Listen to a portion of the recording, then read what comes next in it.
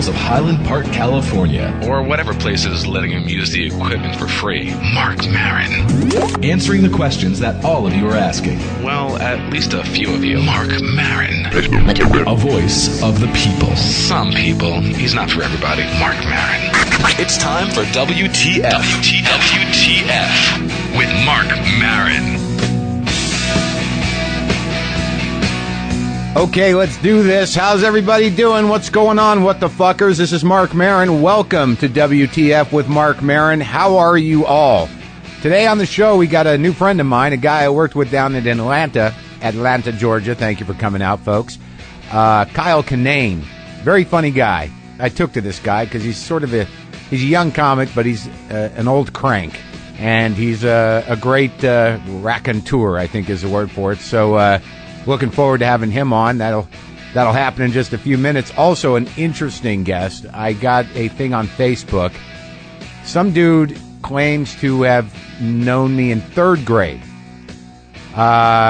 He's going to come on. I've contacted him, and this is a guy that I barely remember, quite honestly with you, but I thought because we had such a success with talking to my buddy Dean in New Mexico, that why not reach out? He lives in the LA area, so this is a reunion with a dude that I knew in third grade. So that should be interesting.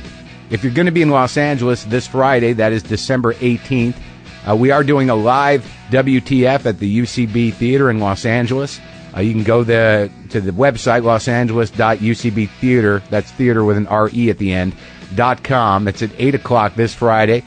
Sarah Silverman will be on the show. Paul F. Tompkins will be on the show. Jerry Minor from Lucky Louie, and some of you know him from some other acting work, will be on the show, and Eddie Pepitone will close out that show. So if you want to come down, I imagine it's going to pack out pretty quick.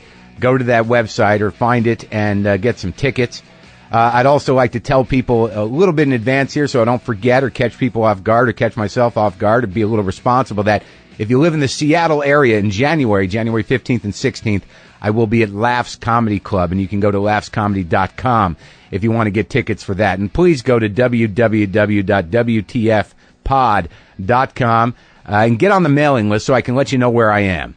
And also, as I've become older, I want you to know honestly, and I don't know if anyone can relate to this, but as much as I say what the fuck, or as much as I say, what the fuck, I'm finding that I don't give a fuck about things as much as I used to. I cannot muster up the energy to give a shit like I used to. It comes in waves. It comes in flurries. It comes in, because I spend a lot of time, as some of you know, doing political talk, and I can go a week without reading a goddamn paper, and I don't feel any the worse for it. But then I'll get a manic wave of, like, I need to know what the hell is going on, and I'll get locked in. And there was a lot of stuff going on that I just didn't give a shit about. I don't give a shit about Tiger Woods. You know what? I don't care about golf. But as somebody who's supposed to be commenting on things, I thought, well, maybe I better develop some sort of opinion on this, because maybe I should give a shit. And last night I was about to go on stage, and it was bothering me that I couldn't muster up the fuckness to really have a comment on it. And then I started thinking about the reaction to Tiger Woods and what it implied. And I thought that, and I haven't been paying attention to anyone else's take on this, and I know it's old news already. But it dawned on me that, who gives a shit? The guy's not a minister. He's not somebody that, that is in some sort of position where he has to be righteous. It's just, this is something they put on Tiger Woods. And I think primarily the reason they put it on Tiger Woods, I know he's a role model, but is he really that big of a role model for kids? I mean, there are a lot of kids out there that are going, I want to play golf. I mean, golf is, it's a leisure activity of, upper middle class people. I mean, I know a lot of people love it. And I don't want to knock golf because I got enough shit for, knocking Guitar Hero of all things. Yeah, it doesn't seem that, no matter what I say on this show, the stuff that gets the biggest reaction are things that I just throw away. I call people who play Guitar Hero losers, and I think I lost some listeners, to be quite honest with you. Judging by the emails I got, people were like, fuck you, you're gonna shit on me because I play Guitar Hero, I can't enjoy myself for a couple hours. Look, do what you want. It was just an aside, for Christ's sake. But this golf thing and this role model issue, it dawned on me, and maybe I'm wrong, but I was thinking about Tiger Woods, and I was thinking about golf, and I think the reason why this whole reaction is a bit disturbing, that he's going to lose his sponsors, that now, the world is going to look at him in a different way. Maybe, a guy like that, who had that father, who had that much pressure in his life, who has this all sort of hanging on his shoulders, he's going to pop open somewhere. He's going to blow a gasket and need to do something bad just to keep himself in check. People that are put up on pedestals and then, tend to believe the pedestal they're put up on or have to maintain that position, eventually will do something usually fairly dramatic and fairly dubious just to find some fucking balance. But I think it's a deeper issue than that on a cultural level, because I think that if you think about it, golf is a white sport. It is the whitest sport, I believe. If I'm really going to think about it, maybe that and polo, which I don't think that there are any, role models or sponsorships that are, running to, seek out polo players. It's not a popular sport. I don't even know if it's a legitimate sport necessarily, but golf is a white person's sport. Tiger Woods got a tremendous amount of attention because he's not white. Not only was he the best player alive, or perhaps in history, but he was black and playing in a white person's sport. So this is he had to pass. They had no choice but to let this man into the club. That's the bottom line. And the reason that he has become so popular, and hence golf has become so popular, the reason he is a household name, because who really gave a shit about golf? We all know Arnold Palmer, we know Jack Nicklaus, and I know that there's a lot of people that love golf, but golf became like insanely popular and in the public's eye because of Tiger Woods, because he was black. And I think that what's at the core of the reaction to a lot of what is happening around Tiger Woods, outside of the fact that, look, he's the best at what he does. He's got a lot of bread. He's married to a beautiful woman, and and he fucked around. All right. That's not unusual. But I think the fact is that the massive reaction around, like, oh my God, Tiger Woods. It's as if Jesus had been caught doing something. And I think the real reason is that culturally, I think a lot of people, and I don't think I'm wrong in thinking this. I think a lot of people in the back of their heads are like, oh, you see, he's just like the rest of them. He's just like R. Kelly. He's just like the rappers. He's like, if I knew more black ball players that, have fallen from grace. I think there's a racial component to this. Who the hell said he wanted the job of being Mr. Perfect? It's tough being Mr. Perfect, but I think there is a racial component to it. And speaking of that, I gotta be honest with you. The biggest what the fuck I have had in the last 2 days is, look, I don't know what side you're on. I don't care. I've spent a lot of time talking politics, usually from the left, obviously, always from the left. But I'm not carrying any water for anybody anymore. This is not the kind of show I do. But, I was not giving a fuck about much. And then, President Obama accepted his Nobel Peace Prize. Now, this is more than the audacity of hope. This is just fucking, I don't know where he finds the balls to do this, and I don't really agree with it. He accepts the Nobel Peace Prize by giving a speech that basically says, look, I haven't done a lot to deserve this, but the one thing I want to say is war is good. Thank you for the Nobel Peace Prize. War is good. That's not just audacity. That is fucking balls, and I couldn't believe it. So I'll be honest with you. I don't want to hear you Republicans complaining about anything anymore. I think you've got your guy on that level.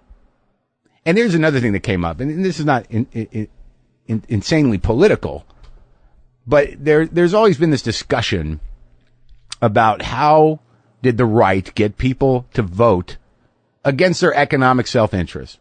Usually it was with religion. Usually if you could scare the shit out of enough poor Christians to vote against their self-interest in the name of the unborn, or in the name of some sort of morality, you could sort of, pick up a lot of votes that way, because they didn't think their economic situation didn't need an explanation as long as they were doing the right thing to get into heaven. But now I've seen it's trickled down into another area, and I found this to be a very funny moment, that the new frame of how Obama is being criticized around expanding the government and raising taxes and the bailout of the banks, which I don't necessarily agree with, is starting to replace some of the social issues that sort of catalyze the ability for poor people to vote against their economic self-interest. And what happened to me was that I went to the Duane Reade drugstore to pick up some batteries or something. And I'm standing on line next to, behind a guy. I could only see his back, but he had a hoodie on. He had cutoffs. He was wearing sandals. He had sort of highlighted, matted blonde hair, and he reeked of alcohol and cigarettes. This is not an uncommon type to see here in Los Angeles. The kind of guy that looks like he may have lived at the beach somewhere, in the area of 20 years ago, and now he's wandering. And he was buying a case of beer and having a discussion with the woman at the counter about the lottery. And the discussion went something like this. He said, "Hey,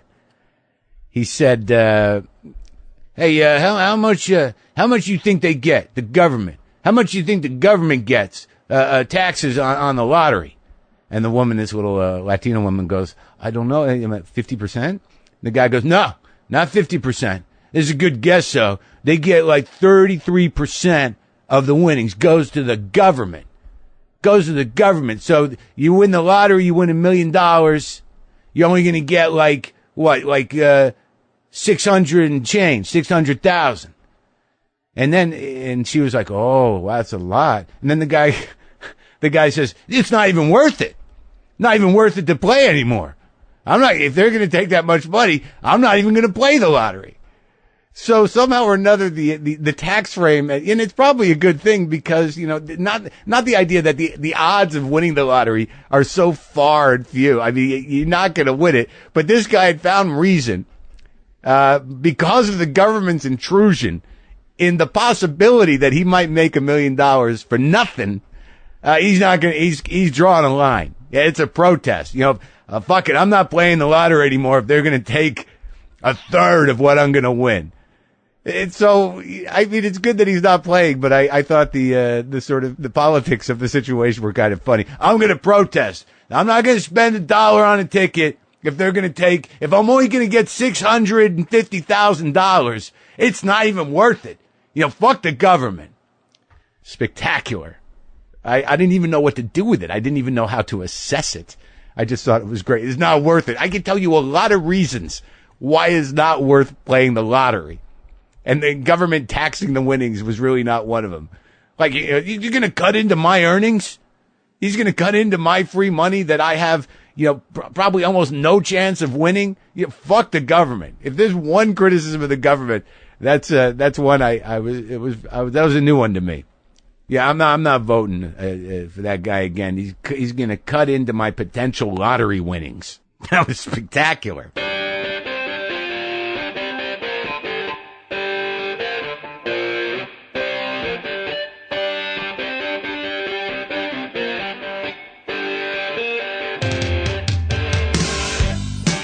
My guest in the garage on this rainy day is Kyle Kinane. Kinane. Oh, did I say Kinane? Yeah. I said Kinane? Yeah. Why am I thinking Kinane? You were trying to get a lot of Irish out of me in Atlanta. Kyle, you know who I thought of? Corey Kahaney. Oh, She's yeah. a Jewish woman. Yeah. You're not. I know. Kyle Kinane. Let me try it again. My guest in the garage on this rainy day is Kyle Kinane, who I worked with recently at the Laughing Skull Lounge in Atlanta. We had a good time. I was trying to get a little Irish out of you. I really wanted you, because honestly, and I'll preface this interview by saying, we don't have a lot of history together, but we did work together, and it's rare that I see somebody or work with somebody that actually is his own thing and kind of holds the stage as a singular entity, whether he did it on purpose or not. He's a character, but he's also a true raconteur, as they say, a man capable of spinning a yarn and doing it on stage, which is a rare talent that you don't see much anymore. Well, I do appreciate that. Thank you. You're a storyteller, despite what you may think. I know we all tell our jokes and we have our jokes, but, I have not seen a dude okay, I'm going to start this bit and it's going to go on for 8 minutes. And I know from having bits like that in my life that if it ain't working at 4 minutes in, you got nowhere to go. Oh, it's tough. Because you're right at the narrative arc, and you're like, this ain't working out. So I'm not. And then if you make the choice to bail out, the audience is just, you've just bailed on everybody. Right, and they're like, aren't you even going to finish the story? Not funny guy. Yeah. Yeah. It's not a story. It's just tags. I have tags. You want to listen to be- tags? No, but all of them have sort of a, and I'm you know what? I'm gonna infuse it into the podcast. I'm not going to ask you to do the bits. We'll tell No. the stories if they come up. But also, you talk about going to art school, and I was under the impression, for some reason, I decided you were a painter, but it wasn't that. No. It was, I went to Columbia College. I have to say college. Okay. I went to Columbia. Oh, New York? No, no. college in Chicago. Yeah. When I went, you did not need a high school diploma to get into the school. Was that the reason you went, or did you? No, I was a great student in high school. Like, I really took a turn for the worse once I got out of high school. I never drank, touched drugs, straight A's, and then I waited till I had to pay for schooling to destroy all that. But you finished high school. Oh, yeah. Oh, okay. I thought you said you didn't need. No, but they did. But what I think the college's mentality was that they knew a lot of the people that they wanted to attract knew that high school was bullshit. Right. Like, right. you want to be an artist, and you were obviously bored with chemistry classes, and you probably failed. We understand that. Don't worry about it. You could still come here and flirt. And it was. I did enjoy going there. I mean, Diploma not necessary, rebels. Yeah. Come on down. Exactly. As long as your check clears, we are happy to have you. And so, how long did you stay in art school? My educational history was a year of community college. Loved it. What is that like? I mean, because when I fucked up in high school and I panicked my last year, like I was a trouble student. I got the letter sort of like, Mark has motivational problems and this, that, and the other thing, and he's a problem. And then I really started to panic because I was like, fuck college. And then I realized that if I didn't go to college, I'd never get out of my parents' house. Yeah. So the last year I just locked in and did it. Yeah. I got A's and got in, but I was going to go to community college. We were looking at community colleges. I loved it, but it's a place you're supposed to. You go there and you're an idiot. You start trying a couple drugs. Yeah. You wind up like me. Is this on the curriculum? It might as well be. Yeah. I had a philosophy teacher, philosophy at community college. Oh man, when you're just starting to crack your brain open on stuff, and then you say things like, "I think I lean more towards Taoism," and then you have somebody say it's Taoism. Yeah. Oh, okay, yeah, that too. I'm into that. But I just had some strange farmer that was also a philosophy teacher. Really? Yeah, it was great. He was like this weird, jolly Swedish guy with a big white beard and. Were you a guy that talked in class? I mean, like in philosophy class? Because I remember when I was in philosophy class, I didn't know what the fuck was going on. And there were these two, like, high-octane guys that spoke both French and English who would always get into it with the teacher, and I'd just sit there going, I don't even fucking know what they're talking about. Oh, it's just, please. There was one, because community college collected such an array of characters, there was one guy that was just real intense, looked like a skinhead. Obviously, I wouldn't picture a racist skinhead signing up for philosophy classes. Maybe he's trying to broaden his horizons, but would just sit there and just insist that 2/3 of the population needed to be eliminated. So he was a skinhead. Yeah, well, I mean, but non-discriminate. He's like, no, just get rid of them. Really? How many people? We don't need them. I know that's the Bill Burr bit now. He's like, just stop. We only need like maybe 30,000 people in the world. Yeah. But his arguments, like, I found myself going, I still kind of agree with him. It's still kind of a good reason. But he wasn't being specific, like, let's start with the Jews. No, it had nothing to do with race. It was Right. strictly a numbers situation. I don't know where I stand on that, honestly, because I hear about the overpopulation problem, but I still, as being someone who lives in America and someone who drives around America, I don't ever feel like things are overpopulated in the sense that even living in New York, I think that we're just badly spread out. And that I think there's a lot of people that probably cause more trouble than they should. Yeah. But I think if we were spread out a little better, we'd have plenty of stuff here. But you're more concerned with the levels increasing. My thing is, I don't plan on having children in my lifetime. And not many people, Idiocracy kind of nailed it for me. Okay. I know everybody says it wasn't the best movie, but as a point, like where they just talk about how the dumber people just keep making more and more people. They just sit around and they just screw and they just make more people. And it's the smart couple like, well, we wanted to wait till we both got our doctorates and then we secured a job and would wait and would be too old to reproduce the people that would be necessary in this world. And it's a bleak outlook. I know I'm preaching. But I think also that the sad thing is that that dumb in some schools of thought is also poor. Is that, the concern that some people have is like, how do we stop the poor people from continuing to reproduce? They can't afford to have their kids. And the best way to stop them is just deny them health care and they'll all die off. But they never seem to die off. No. There's always that they have guaranteed their lineage. And you know what? Evolutionarily speaking, they are the most adaptive because people who can adapt to extreme circumstances or poverty or they're the ones that physically can survive. Well, and what's adapting? The fact that you had 12 kids and some of them made it. Well, yeah, you're just playing the odds by putting as much as you can out there and hoping some of them take. But I actually had an argument with a dude once years ago, and it's never left me. That basically the argument is that money is part of survival of the fittest. That in my brain, it's like it was physicality. That the propulsion of your genes into the next generation is determined by like what you can survive, how much shit you can put up with, and basically physical determination. But he said that a woman who marries a small, wretched little, perhaps genetically deficient billionaire is actually engaging in evolution as well. That despite the fact that his genes and his sperm may be useless or may create, a bunch of developmentally disabled or flipper children, that nonetheless they will be taken care of, and that she has just as much possibility as somebody else. Well, and she's guaranteed her well-being financially. There you go. And go. then when that guy dies, she can do what she wants to do. Regular, genetically healthy children. Yeah. Okay, so then the argument, I hate even giving it to him now, that he was right, and it still doesn't resonate with me. Survival just doesn't take on, can I fight a lion? It's, can I pay somebody to fight a lion, Can I hire the best defense that's out there? Let's Google lion fighters and see what we get. And see what they earn.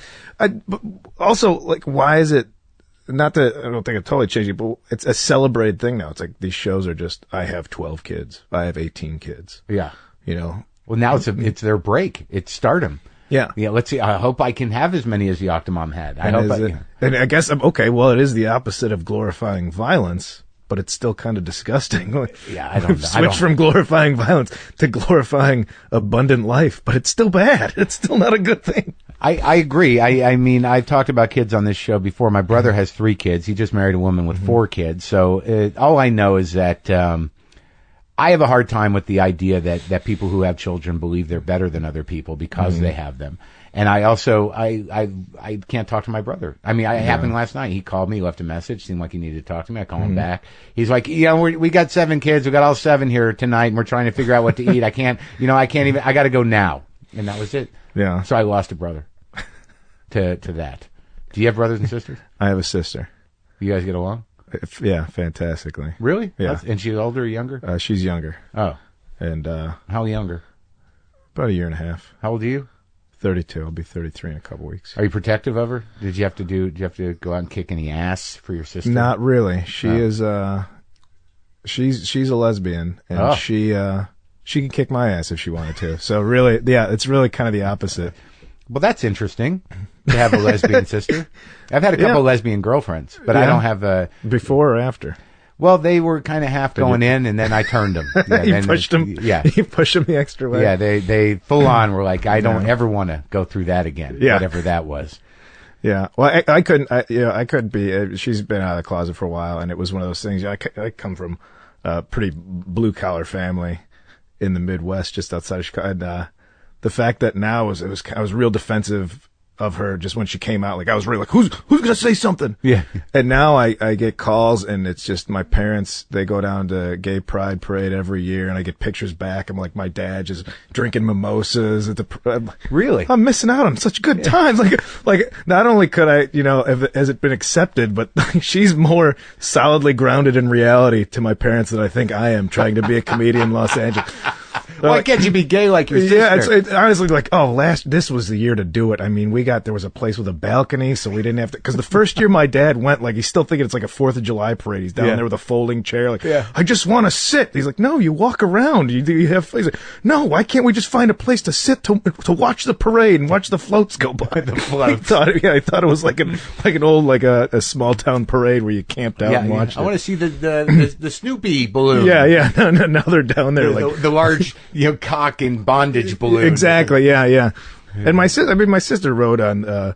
She rode in the dikes on bikes. They usually open the parade. Yeah, but right? she rode a moped in it too. Oh. And I saw a picture. I'm like, if you're not going to take this lesbian thing seriously, I can't support you. Yeah, get a Harley. Her like making a mockery of her own thing. Like, I'm on my moped. Look at me. Oh, that's cute. So that's well, that's interesting. So your parents, like, your assumption initially was there's no way this is going to fly. And they eventually just accepted it immediately, or was it? It wasn't that I didn't think it was going to fly, but I was just instantly ready to be. My dad fixed airplanes for decades. Like that's his career. My mom's a homemaker, and it was not something that was these are not wasn't in the wheelhouse. Not small town or right. not, but also not big city open minded. It's like, well, this is going to be a new experience, and it was. It's great. Yeah, it's completely. And now they're having a great time. Yeah. And they're concerned about you. Yeah, I think I caused them more worry about life. Well, you're kind of you're like what you would call a classic cranky guy. You're like old school cranky. You're prematurely cranky. It's fun. I have that in me. Yeah. But I think you're better than I ever was, because you see, I went from cranky right to fucking anger, whereas you seem to maintain a nice simmer of just cranky. I don't know what you're like in your personal life, but like I go from like, hey, this kind of sucks to like, what the fucking fuck you. But you're sort of like, you kind of stay into this kind of sucks and explore it a little bit. But the angle's like, there's no fun in anger for me, but there's fun in bitching about stuff. I'm not bitching about it to make somebody else miserable. I'm like, hey, laugh at this thing that I think is dumb with me. Yeah. Yeah. I'm much more instead of like getting angry at somebody for acting like a jerk, I'll make a comment to somebody next to me like, look at this fucking guy. Huh? Yeah, right. It's more, it's fun. It's joyous for me to be cranky about things. Well, I think that is the best way to do it, and I think that you should keep honing it, because I've met cranks along the way that drifted into anger and bitterness. They have their character in place because they're endearing curmudgeons, and it's a rare disposition. But like, I guess my warning to you is like, because we were having a conversation in the house where aren't we just being objective? I mean, when people get, like, we were talking about, you do colleges, and your experience at colleges is what? Well, here and there, I don't know how long I'll be doing colleges because they don't seem to like me so much. I talk about how, life is it's most of the times an unfulfilling, tiring journey, and that's not what college kids want to hear. They want to hear that it's a wonderful place, that once you get out you make money and you're successful and everything is given to you. There's presents, and I'm there to tell them that their $50,000 a year does not guarantee any of that. That's right, nothing. You're probably going to be shitty. Your parents gambled badly. Yeah, probably. Yeah, exactly. Right. They took a chance. Well, I enjoy that, to look at the things in life. But you're right. I mean, and I think that's a very funny angle to play. I have found that there's a fine line between, being cranky and being bitter. Yeah. And once you cross into bitter, I learned there's no way to make it funny.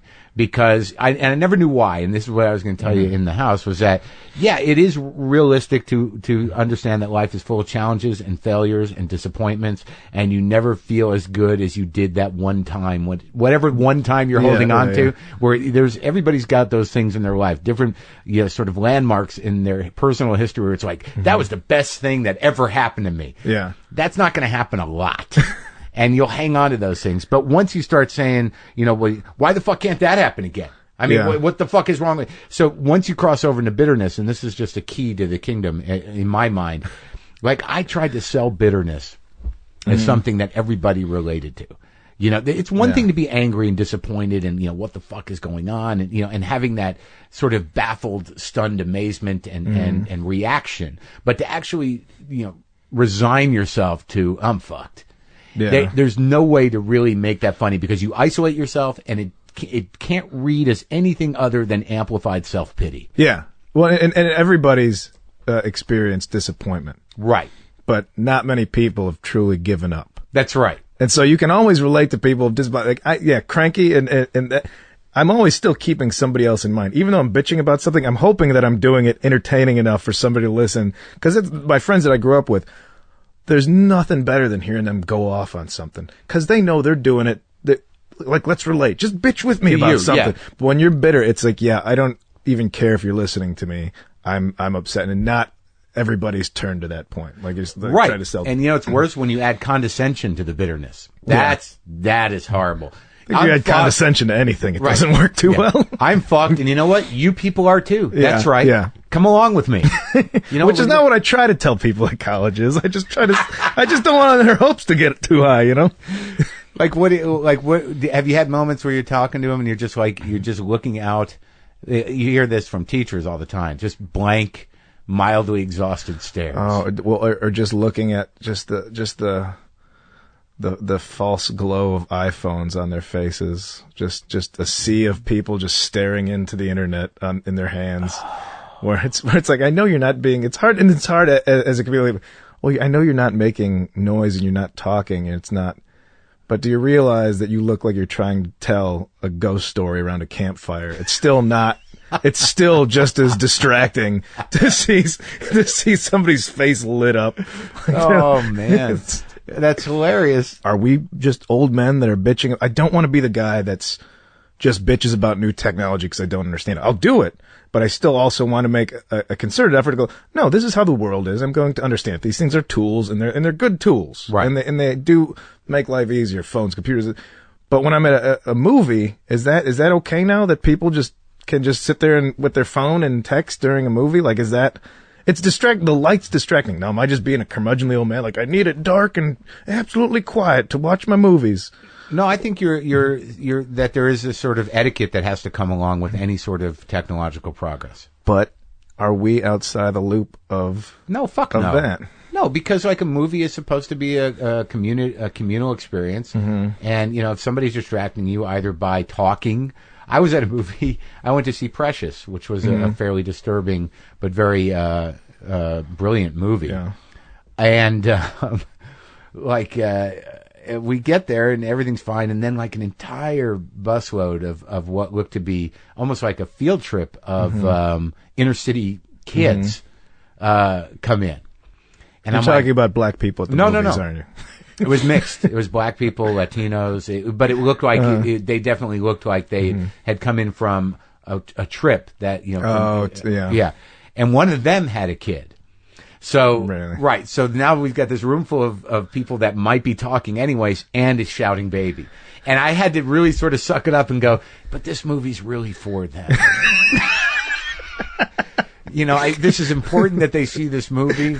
And it's important that I see this movie. But who brings a goddamn baby to the theater? Somebody, probably a 15-year-old that doesn't have a sitter, or couldn't get her mother to stay with it. And I was like, and that's what the movie is about. In my mind, I'm like, this is really a community event on several levels. So I let it go. You got to let it go sometimes. But you started out I mean, from hearing you on stage, I mean, you when you were a kid, you were a punk rocker, right? I mean, to the degree that, like, I know you mentioned you had green hair. To the point where in the early to mid '90s, it wasn't like I was getting beat up out in public. But what was the story where you're in Chicago, and I guess you were in a band, and tell me that story again, because I just want to enjoy it. That was being probably about, I was 19 or 20, still new to drinking. Okay, went out the night before, and we were playing at this place called the Fireside Bowl in Chicago. What did you play? I played guitar. Oh, that's right. We talked about that earlier. As Cheech and Chong so eloquently put it, it's punk rock. You don't need to practice. Yeah, I was never good at it, but I did play. Yeah. And more posing. I think I could be honest with it at this point in my life. I was very posing a lot. That's all right. But yeah, we loaded up. We loaded in this place, and it was an old bowling alley in Chicago. and disgusting. Got voted worst bathrooms in the entire city by New City newspaper. It was that was an actual poll they took. It was, yeah, like they best of, worst of, and it was kind of like the CBGBs of Chicago. Like not only would you not sit down, you didn't even want to stand in there. You just didn't. You just tried to avoid going in there. I mean, it was one of those things like, we're punk rock, and just people peeing on the floor in there. It's like, why does punk rock have to mean? Can't we behave in the bathroom? Yeah, Can we not be punk in the bathroom? It doesn't mean you have to, like, and you don't realize that until later. It's like, yeah, it's more of an idealistic lifestyle. It doesn't mean that you just have to be a jerk everywhere. It's such a catch-all excuse for being a complete asshole. When you look back on it, it's like, oh, that guy's just free spirit. He doesn't care about what people think. And that's still the way you describe an asshole. Exactly. Yeah. You should care what people think. You should be nice to people. If possible. Yeah. It's like you don't have to be in people's face all the time. But so we loaded in there, and I was drinking the night before and having, going to Denny's at 4 a.m. That's what you do when you're a young man. Yeah. And you're new to drinking, and you got to soak it up with something terrible. Yeah. And went out. We loaded in. I had to go. Like I was gonna. It's like, oh boy, this is an emergency situation. That's the worst. I just sat in the car for an hour from our nice suburban homes to go play in the big city. Yeah. And look, I'm not gonna touch the bathroom. I'm not gonna touch the bathroom in Fireside Bowl. And so I just set out on foot, and like west side of Chicago, like that was still a rough area. It was still like oh, I'm punk rock. No, I'm open minded. We're gonna change the world. And people, no, stab. So. And so you're set out to I'm gonna find something. I'll find someplace, and that's the worst feeling. I got 2 blocks to where it's like it's either gonna be like here on the street and it was just like this full blown West Side Cholo bar, and I just got to the back and so you walk in and it's true. Like, I just looked down immediately. I'm like, I'm not making eye contact with any of these. And guys. You haven't shit your pants at all. No. But it's like, I'm not going to not do this. I'm not going to be afraid. Right. And I just look down and just try to act like you own the place. Act like an adult. Act like an adult. And I just go right to the back. Maybe they saw it on my face, but I get in the bathroom and it's the tiniest thing I've ever seen. It's just a little tiny place. There's a sink, there's a urinal, and then there's a little 2-foot tall brick wall. Yeah. And then there's the toilet. The brick wall, I don't know why.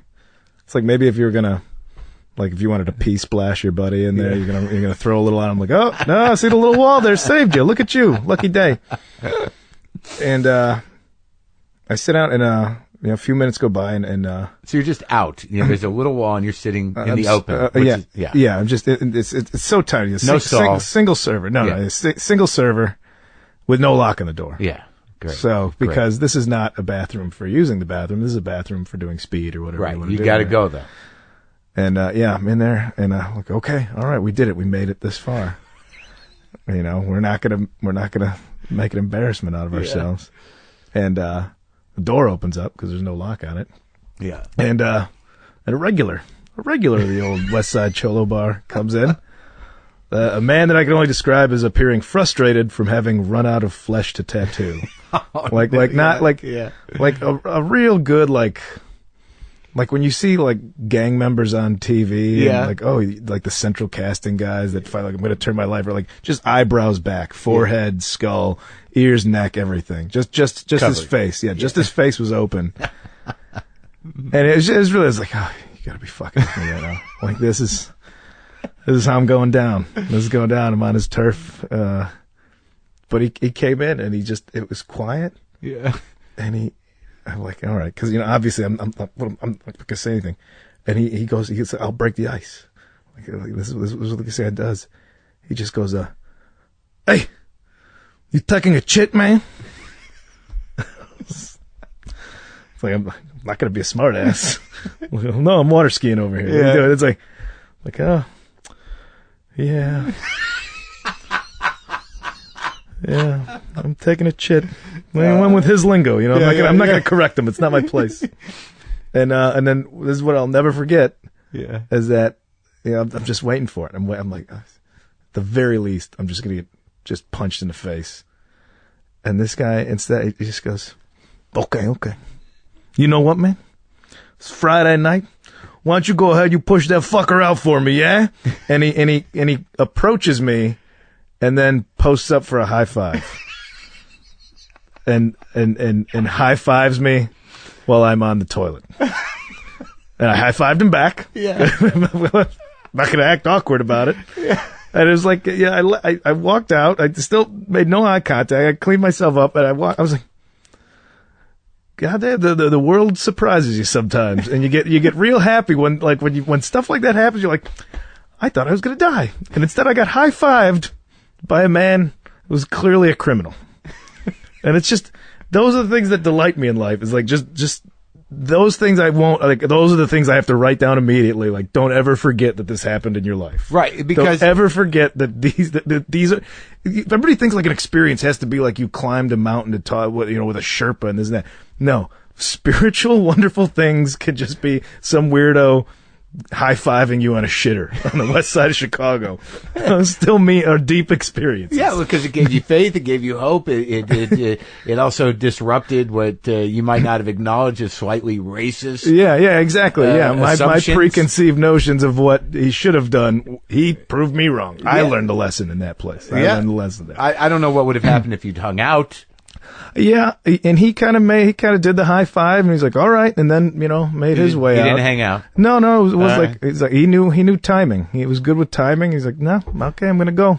That's funny, man. All right, so here's what I wanted to do to finish up. Like, I had a notion that because, I feel like you're like me, and like a lot of comics, but I can tell that you don't necessarily think in jokes. So I told you to, oh no, to bring your notebook. And to, like, let's just see if we can find a couple of moments that, like, defy the idea of what we are. Like, I don't always write in jokes. I don't even write in full thoughts. Me neither. Like, I go back and I'm like, I cannot, for the life of me, figure out what I was. And it's always, as you're writing it, you're like, no, you know your own, you know yourself. Right. You know what you mean by this. Like, I have something here that it just says... And why would I write this down? I don't even know where it's connected to. It just says, the saddest man in the world. Was that intended to be a joke, or that's just, here we go? It might have been part of something that I no longer know what I was talking about. And then right under it says, democracy is an old, tired whore. Fuck anything for pennies. I just wrote the words economy class. Yes, always. Well, then, isn't that part? Well, when we talked about that, isn't that part of the idea that you're just in steerage? Oh yeah. Oh, I've got plenty of just angry travel stories. Here's one. Look at this: yoga class laugh, the polite laugh of sweaty women. It's a haiku. But those are still complete thoughts. Well, here's something more on the children front. I just have written on one page: the less than noble undertaking of populating this dying planet. And how much these are all ramblings of a crazy person. If you just found these books, look, mine is just filled with papers. I get real emotional on airplane rides. Yeah. Like, to the point where sometimes I'll tear up, and I've been drinking on airplanes too. Oh yeah. So if I'm sitting there and the right song comes on and I'm drinking, and then somebody sees me just with empty beer cans and a little, my eyes are a little swelled up, then I just take out this book that has nothing but napkins folded into it. Oh yeah. And you just look like a lunatic. Like, how did you even get on an airplane? Yeah, because I don't know the backstory. Yeah. You're like, no, this is what I do. I cry and drink and write things in this book. Yeah, all different penmanship. Like I'm schizophrenic. Like, different personalities have made these. I can't read some of mine. Oh no. I had a whole thing. This was driving drunk home. Trumpet solo squeak. Favorite part, like an elephant. Short adolescence, long, awesome, full-grown life. But don't the trumpet buttons have ivy inlays? Oh, this terrible metaphor has come back to bite me in the ass. Oh, wait, I think it's pearl. Pearl inlays, yes. That said, trumpet notes are like elephants. I wrote that as a grown man. I like that you had to correct yourself in the actual thing. Like, oh, they're pearl. Like, you wrote the afterthought. I have more fun writing. Like, I start writing and realize I'm an idiot, and then I write why I'm an idiot for what I thought. And those are the best notes. This one, I have a couple here. How about this one? Self-branding. Create product, just can't get the branding right. I don't know what how about this one? I'm not better than you. I'm different in a good way. I like that. That's a quality joke. Crashed bike drunk. That's right. I was riding with no hands and no feet with UB40's Red Red Wine on my headphones. And then the note was, I'm either doing everything right or everything wrong. Yeah. You're my, what's it? I'm trying, I can't read this one. It says, you're my best friend. Fuck, I can't read that. No, I can't. I don't know what it says. A scribbling of "You're my best friend." Yeah, these are suicide notes. Yeah, I know. These are all suicide notes. Yeah. Do you ever have like the blast of clarity notes in there that aren't supposed to be jokes? Oh yeah, and then it's just this is how your life is. Yeah, they all say it's too late to go back. It's too late. Here's one: afraid we'll be obliterated by someone else's grief or pain. We're all pretending. Oh my God, these are ominous. Hilarious. I got to use more of these on stage. That's what always happens when I read these. Like, I've really got to get to this stuff. I know. Like, I this is the book that I write things that I really think out, and then I don't go back to for stand. I have my tiny notebook. Okay. I wrote "fall off the wagon." That's a bad term because being on a wagon still sounds like I'm drinking. A grown person on a wagon is still probably drunk. My guest has been Kyle Kinane. Got it right that time. There we go. Do you have a website? Yeah, I'm running KyleKinane.com, and then I'm dead and it's all my fault.com is my little project. Well, it was great talking to you, man. Well, it was thanks for having me. It's fantastic. We got some real weird shit out of our books here. Yeah, I think we got a lot out in general, and now we're going to go see if I spent an hour before he came, not in preparation for his arrival, but I received a tagine as a gift, and I decided today was the day I would cook in it, so let's go eat that. I like it.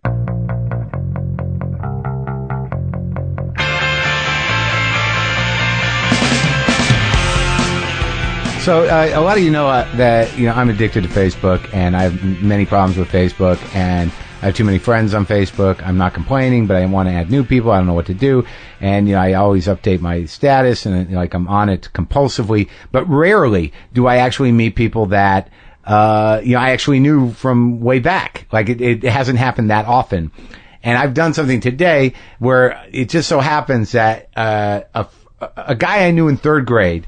Lives here in Los Angeles, and he contacted me on Facebook. This is Marc Salamino, and I contacted him because we went back and forth with it, and I said, shit, let's hook up. I got this podcast, so let's do it. And this is the first time that Marc Salamino and I have really talked since third grade. I mean, that's a long time ago. It's like 1971, 72. Am I right? Is it like 1971, 72? 1971.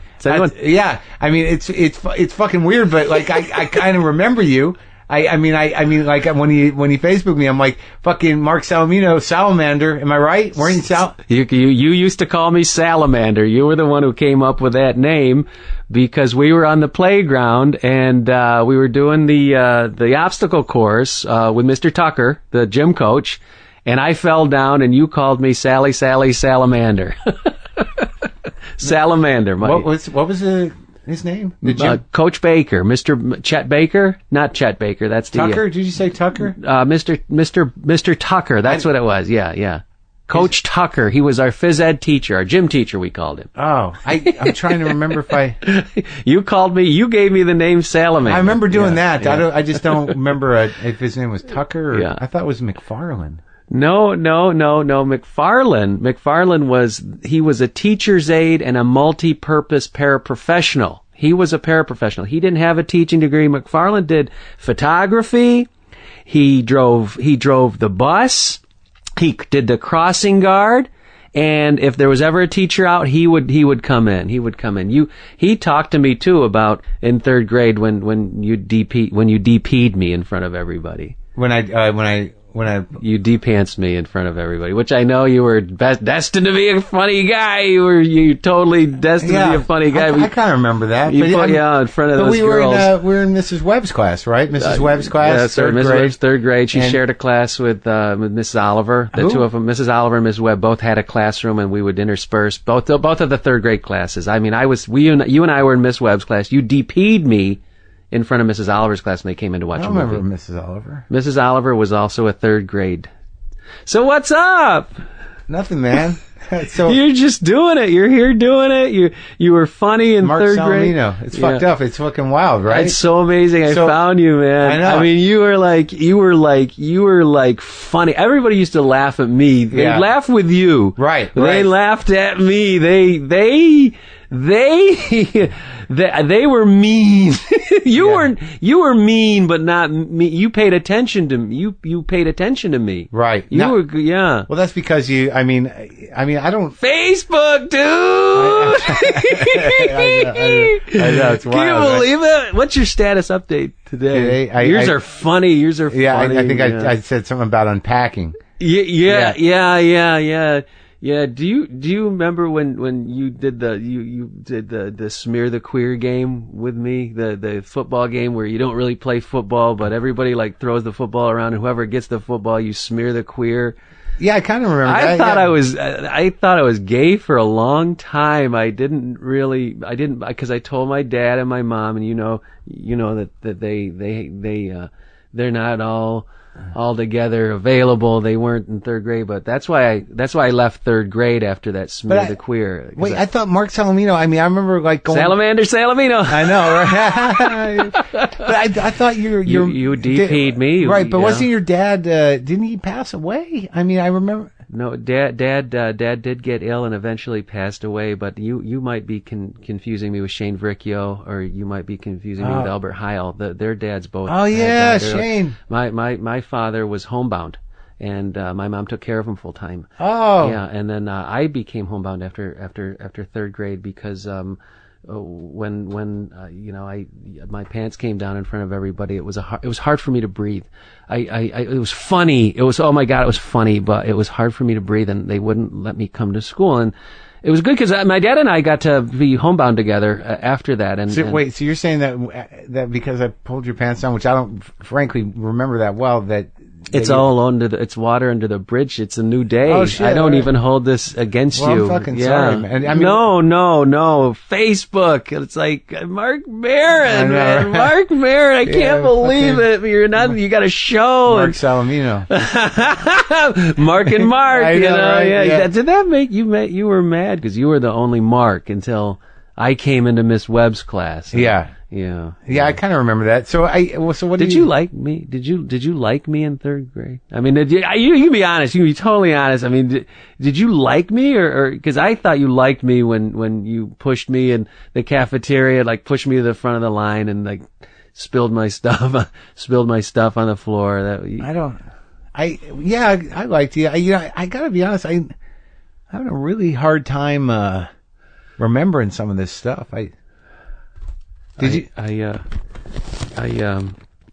My doctor wanted me to read something to you, if that's all right. I was going to put on my status up on your wall. I was going to write it on your wall. Yeah. And give you a regular thing, but I chickened out because I'm a chicken. I'm a queer bait. But my doctor wanted me to read something. What kind of doctor? He's a therapist doctor. Yeah. Okay. Okay. I'm sorry. I feel bad because I'm trying to put all this stuff together with you and Dear Marc Maron, third grade was a long, long time ago in a city called Albuquerque, New Mexico. You and I both were young and trying to find our way. Your sense of humor may not have been fully developed, nor was my confidence. And as a result, our worlds collided, and inadvertently, you hurt me. I forgive you for DPing me in front of Mrs. Oliver's class. I forgive you for tripping me in the cafeteria, and I forgive you for calling me Salamander. Marc Maron, I still want to be your Facebook friend, and I have moved on. Marc Salamino, a.k.a. Salamander. yeah. Thank you so much. Yeah. Thank you. Well, I'm sorry. I didn't. I'm sorry, man, and I'm sorry. I don't really remember you at all. It's all right. It's all right. It's fine. I mean, I remember salamander. Yeah, I remember that because you wrote that on the Facebook message. I think I'm pretty sure I named you that. And you look familiar. Well, I've had 2-3 surgeries since the fire, but I know I look the same. Okay. I tried to light my house on fire one time. Yeah. I was so upset. It's been hard, man. It's been like, they say if you get triggered before your amygdala transitions into your frontal lobe, there's some real damage that can happen. And kids don't mean it. You didn't mean it, and they never do. We were all kidding around. And wait, so you think you set fire to your house because of what I did? That's what my therapist and I have come up with. Yeah. I mean, not cause of you. No, not cause of, I mean, you triggered stuff that was already there. You didn't mean to trigger it, Mark. I don't know. I mean, okay. All right. Well, I'm sorry it's been hard for you, Mark. But it's been awesome getting back in touch with you, dude. It's been so awesome. Can I crash at your place? I'm in LA now I don't have a place to live right now. I got socked in the economy.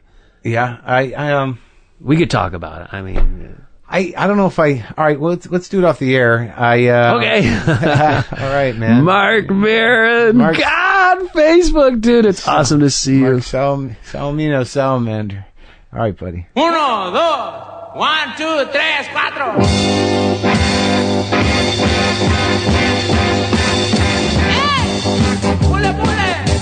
4. Before we end the show today, I just want to reach out to you people. A lot of you people know Jesse Thorne through his many shows, through The Sound of Young America, through Jesse Jordan Go. You can reach everything he does. All Jesse Thorne related radio product is at MaximumFun.org. But here's the interesting thing. On May 7th through 9th, Jesse does this thing called the Max Fun Con.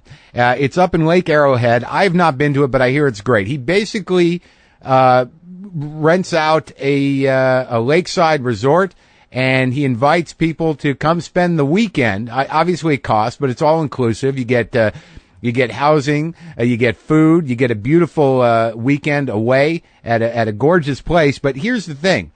I'm going to be there doing comedy along with Al Madrigal, Maria Bamford, Jimmy Pardo's going to be there. There's going to be music by Andrew WK, and there's going to be classes and workshops. There's a craft classes, there's cooking classes, there are improv classes. Maria Bamford is going with Al Madrigal is going to do a stand-up thing where you can try stand-up, and Maria and Al will point you in the right direction. It just sounds fun, and I'm looking forward to it. I'm not a big nature guy, but I will be up there being uncomfortable, performing. We're all going to do shows. It just sounds like a great time. And if you want to get information on that, you can go to maxfuncon.com. That's maxfuncon.com. And I encourage everybody to come up because it sounds like, groovy people, creative people, good times. So if that sounds interesting to you, come spend the weekend up there with me and Al Madrigal and Maria Bamford and Andrew WK, Jimmy Pardo and Jesse Thorne. And let's do this, folks. MaxFunCon.com. See you there. All right, folks, that's it. Thank you for listening to WTF. Appreciate your support and your listenership. I want to thank Kyle Kinane for coming down, and also it was very interesting to talk to Marc Salamino after so many years. As always, please go to punchlinemagazine.com if you want to keep up to speed with anything comedy related. And you can go to WTFpod.com for all your WTF pod needs. And I really want to encourage you to get on the mailing list over there so I can let you know when I'm going to be in your town or hamlet performing my little sketches and funny. I'd like to see you guys out there. And if you subscribe, as you know, at WTFpod.com, you will get a T-shirt. And I'm on top of that now. I think everyone's getting their T-shirts and their stickers and their cards. I'm going to build out a little bit in terms of how we approach this situation. I'm not pressuring anybody, but you can donate and subscribe and get the WTF T-shirt and stickers. And I'll write you a little card. So do that there, too. A couple of other things. Obviously, justcoffee.coop, available at WTFpod.com or justcoffee.coop.com. Put WTF in the coupon box. Get a 10% discount on that. As I said earlier, there will be a live taping December 18th That's Friday at UCB LA. That's with Sarah Silverman, Paul F. Tompkins at the UCB Theater. You can go to losangeles.ucbtheater.com to see if you can get into that. And this is sort of a long tease, as we call it in the game. I will be at Laughs in Seattle, January 15th and 16th, and you can go get tickets for that at laughscomedy.com if you're in that area. And I think that about does it. I hope you enjoyed the show, and I hope you have a good week.